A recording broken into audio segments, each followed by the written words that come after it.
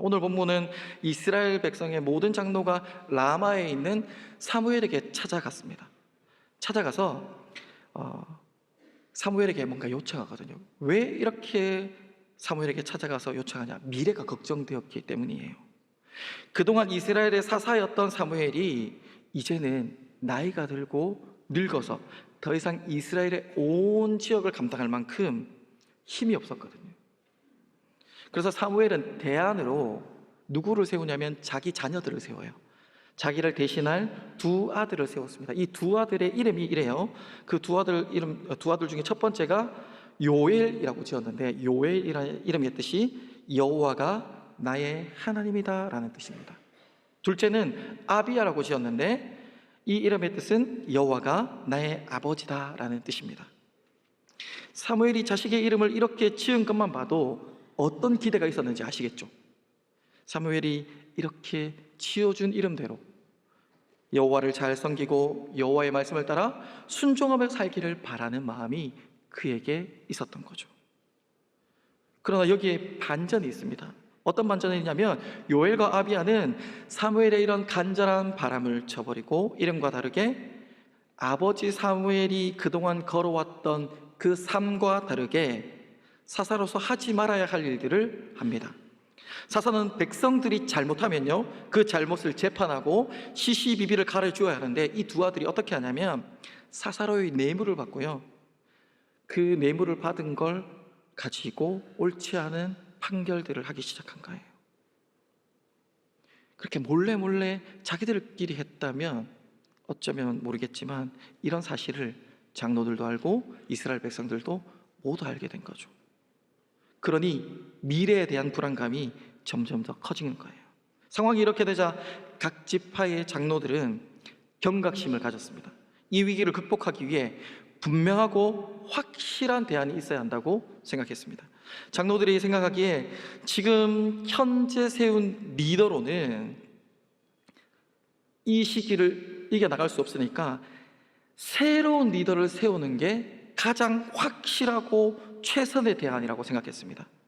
그래서 첫 번째로 타락한 사무엘의 자녀들을 대신할 리더가 필요했어요. 두 번째로 그 어떤 위기도 헤쳐나갈 수 있는 지혜로운 리더가 필요했습니다. 세 번째로 외부의 침략에도 나라를 굳건히 지킬 수 있는 강력한 리더가 필요했죠.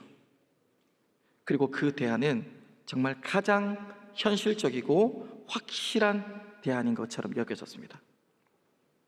만약에 나이가 많은 사무엘이 지금 당장이라도 죽는다면 어떻게 될까요? 타락한 사무엘의 자녀들은 더 이상 이스라엘을 다스릴 수 없고 이스라엘은 더욱더 혼란에 빠지겠죠.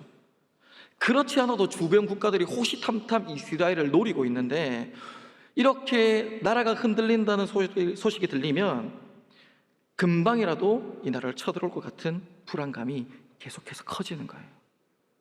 그래서 이 어려운 시국을 이겨나가려고 리더를 세우려고 했던 거죠. 흔들리는 사람들의 마음을 사로잡고 강력한 리더십으로 이 나라를 지켜낼 탁월한 리더가 필요했습니다.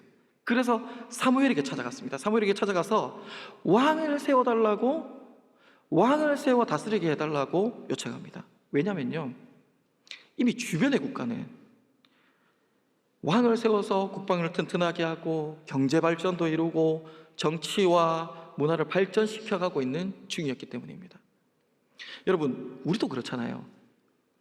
옆집에 잘 되면 뭐 때문에 잘 되는지 그거 배워서 우리도 잘 되고 싶잖아요.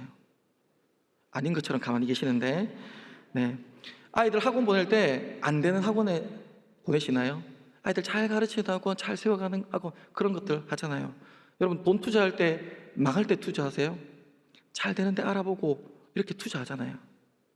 주변에 보니까 왕을 세워서 국가를 그렇게 잘 이끌어가는 거예요. 그래서 사무엘에게 왕을 세워 다스리게 해달라고 요청합니다. 오늘 본문 5절을 함께 봉독해 보겠습니다. 그에게 이르시되, 시작. 그에게 이르되, 보소서, 당신은 늙고 당신의 아들들은 당신의 행위를 따르지 아니하니 모든 나라와 같이 우리에게 왕을 세워 우리를 다스리게 하소서 한지라. 저를 한번 따라하겠습니다. 우리를 다스려 주소서. 우리를 다스려 주소서. 장로들의 말이었죠. 오늘 본문에 기록된 대로 우리에게 왕을 세워 우리를 다스리게 해달라는 장로들의 요청은 언제 눈앞에 닥칠지 모르는 일들을 예견하고 현실감 있게 제대로 일을 한 것이라고 보여집니다. 그래서 분명하게 말합니다.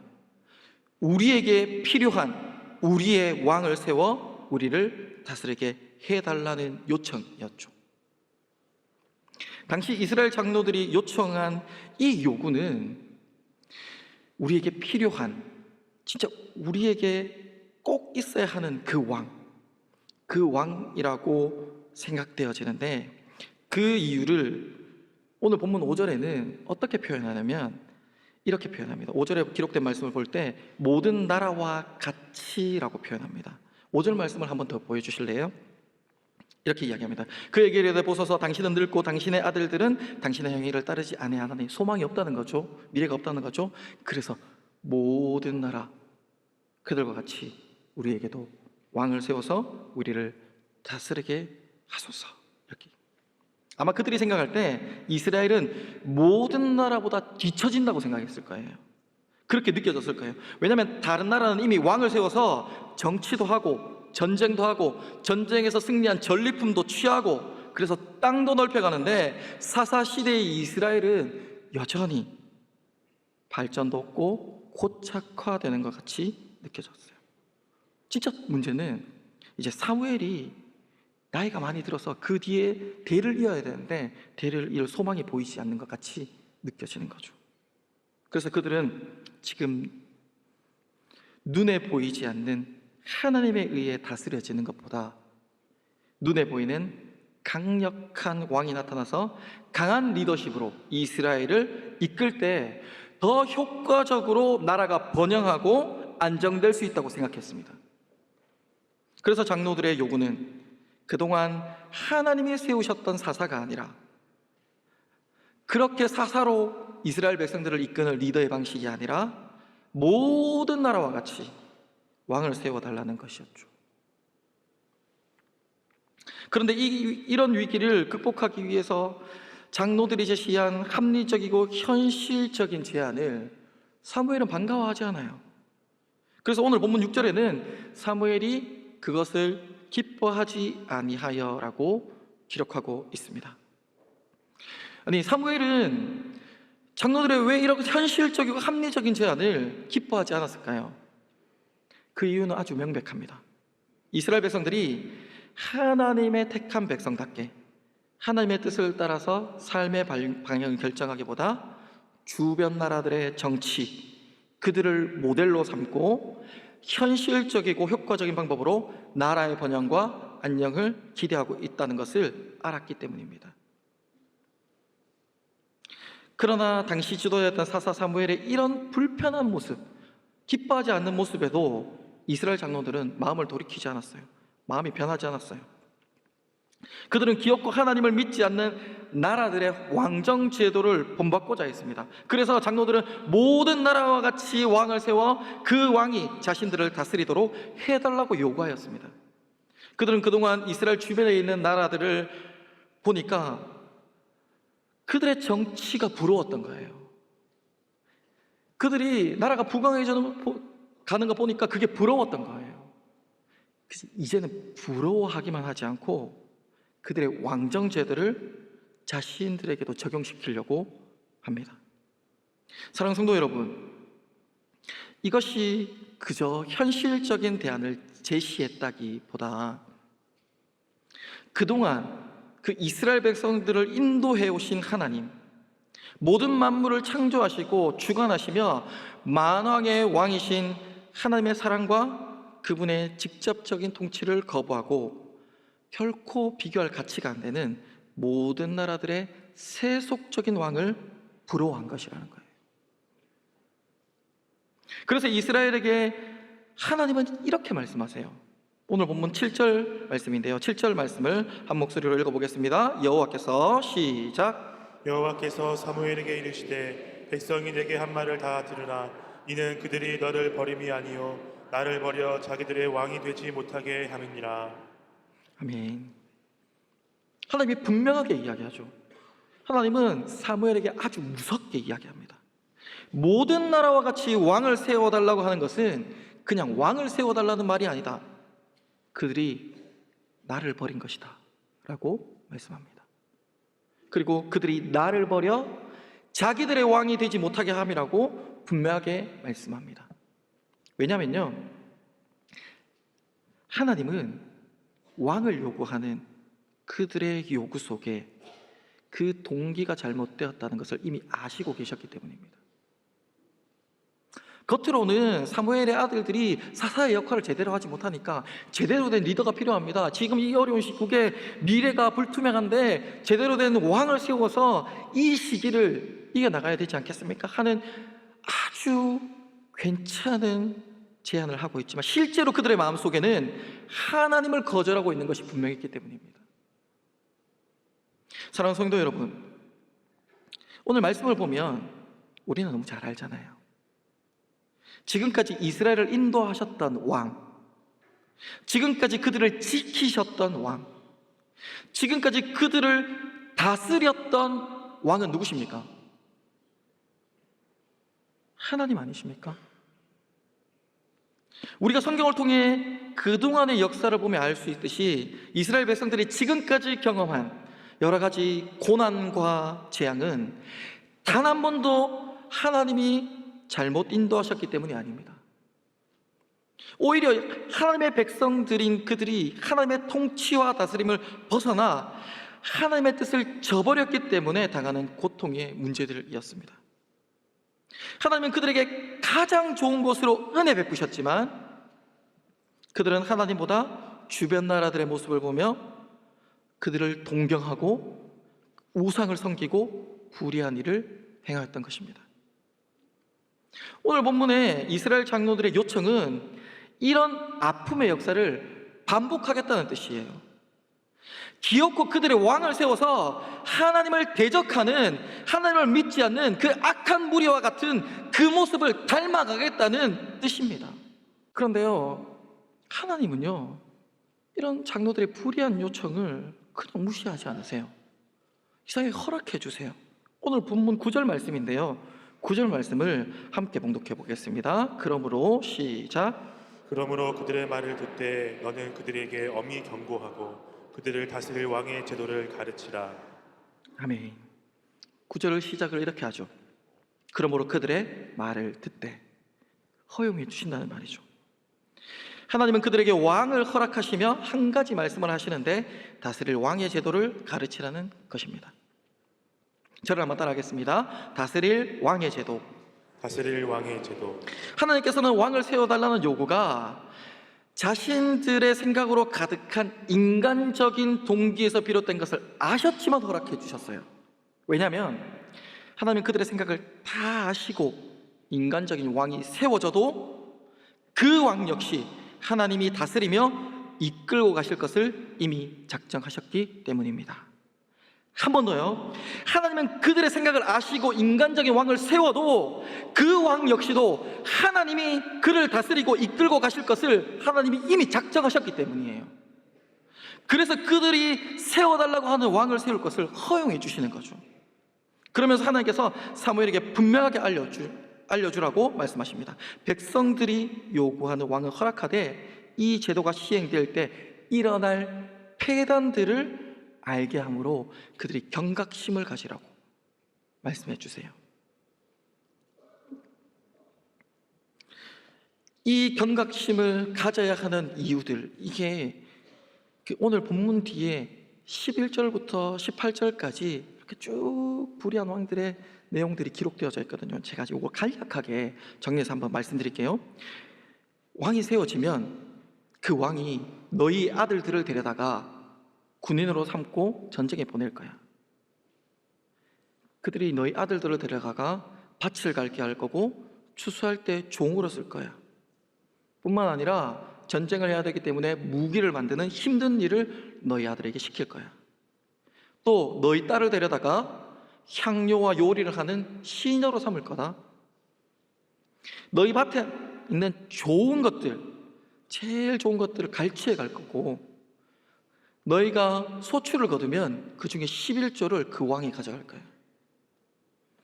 너희의 가장 좋은 짐승들 그리고 가장 좋은 종들 그들을 데려다가 일을 시킬 건데 결국은 너희가 그 왕의 종이 될 거다. 세상 왕들이 그렇다는 기록이 계속 있어도 이스라엘의 장로들은 왕을 요청합니다. 하나님이 이렇게 왕정제도의 실상을 타락한 주변 국가의 왕이 어떤 모습으로 살아가는지 알려주어도 그들이 그 왕을 요구하고 있는 거죠.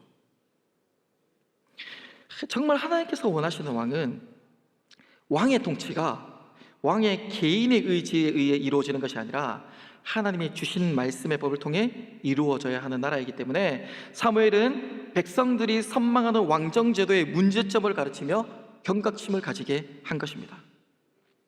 결국 하나님의 허락하신 왕은요, 하나님의 왕되심을 인정하고 하나님의 말씀에 따라 이스라엘을 다스릴 때 이스라엘의 왕권은 올바른 것으로 인정되어진다는 것을 말씀하고 있는 것입니다.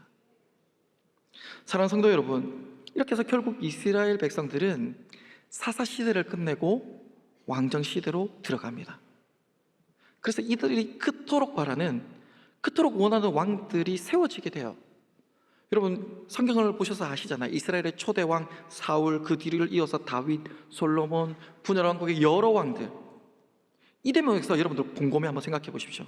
그들이 그토록 바라고 기대하던 왕들이 어땠나요? 이스라엘의 첫 번째 왕 사울 왕은 어땠습니까? 왕권 강화를 위해서 애썼지만 아들 요나단이 왕이 아니라 다윗이 왕이 될까봐, 그 왕권이 넘어갈까봐 온갖 불의한 일을 서슴지 않고 저지르고 비참한 최후를 맞이하는 왕 아닙니까? 두 번째, 예수님의 예표가 될 만큼 아주 성군 다윗, 그는 어땠나요? 완벽할 것만 같았던 다윗은 남의 아내를 데려와 통치하고 충신이었던 우리아를 죽여버립니다. 세 번째, 세상의 가장 지혜로운 왕, 가장 지혜로운 왕 솔로몬은 어땠습니까? 여러 나라들과 화친하면서 아내를 맞이하고 우상도 함께 들여오는 왕. 그 뒤로 분열 왕국은 말할 것도 없죠.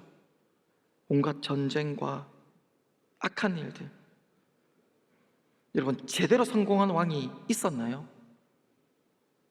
저는 감히 단 한 명도 없다고 분명하게 말씀드릴 수 있습니다. 사랑하는 성도 여러분, 세상 왕은요, 아무리 좋아 보이고 아무리 멋있어 보이고 대단해 보여도 한 사람도 빠짐없이 모두 실패할 수밖에 없습니다. 왜냐면요, 우리의 진정한 왕은 예수 그리스도밖에 없기 때문입니다. 저를 한번 따라하겠습니다.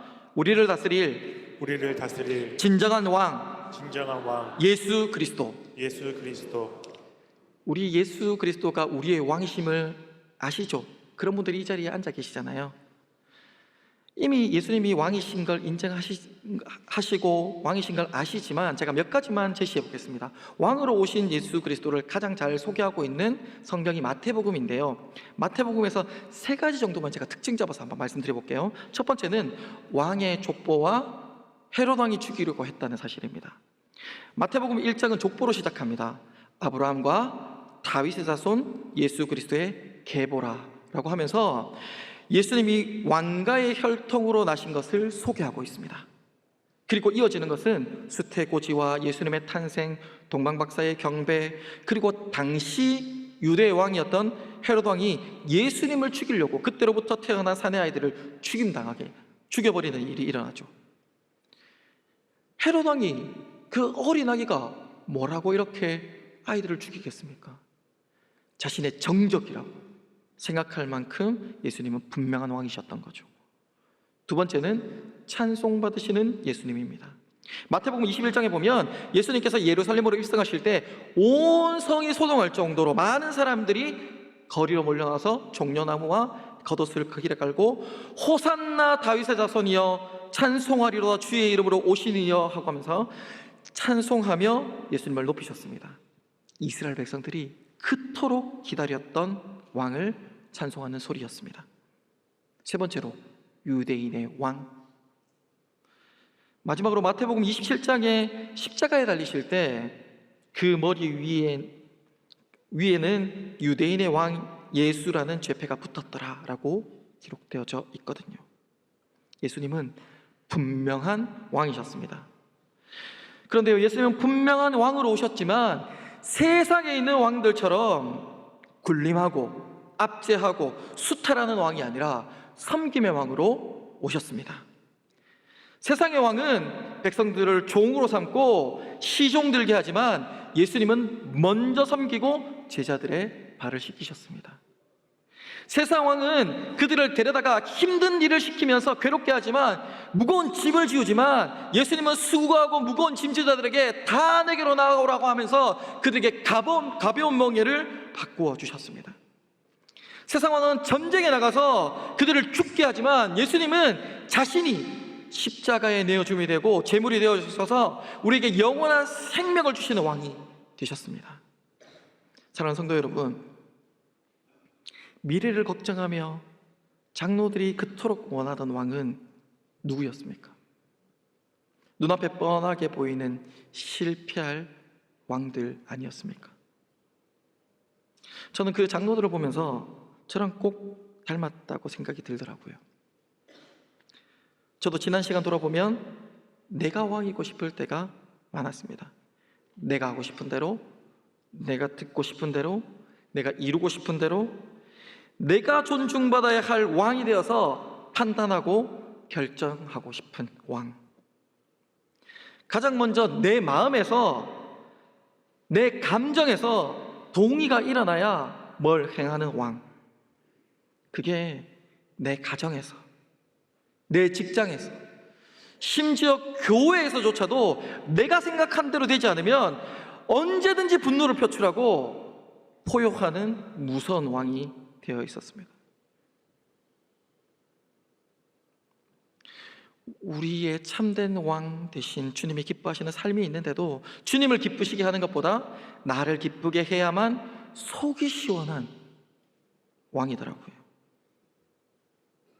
결국은 사사시대로 돌아가서 내 소견에 옳은 대로 판단하고 결정하는 왕이 되었다는 것입니다. 사랑하는 성도 여러분, 소견에 옳은 대로 행하던 이스라엘 백성들에게 하나님은 어떻게 하셨죠?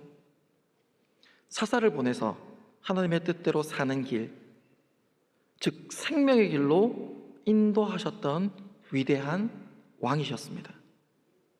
이스라엘 백성들이 지금까지 모든 환난과 핍박 속에서도 견딜 수 있었던 유일한 이유는 그들의 실패마저도 가장 완전한 선으로 바꾸시는 하나님의 긍휼과 자비 때문이었습니다.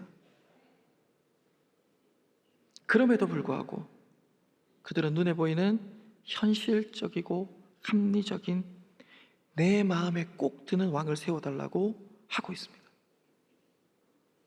그들이 그렇게 바라던, 그렇게 원하던 왕은 지금 어디에 있습니까? 모두 실패하고 사라졌습니다. 그러나 우리 주님은 우리를 긍휼히 여기시고 만왕의 왕, 만유의 주가 되시는 예수님을 이 땅에 보내주셔서 우리를 위해 우리를 다스리도록 은혜 베푸셨습니다. 지금 당장 내 눈에 보이지 않지만 여전히 우리 왕 대신 예수님은 살아계시는 줄 믿습니다. 사랑하는 우리가 동의가 되던 동의가 되지 않던 우리의 왕은 오직 예수 그리스도인 줄 믿습니다. 사랑하는 성도 여러분, 하나님이면 충분한 줄 믿습니다. 우리는 우리 주 예수 그리스도만으로 충분한 줄 믿습니다.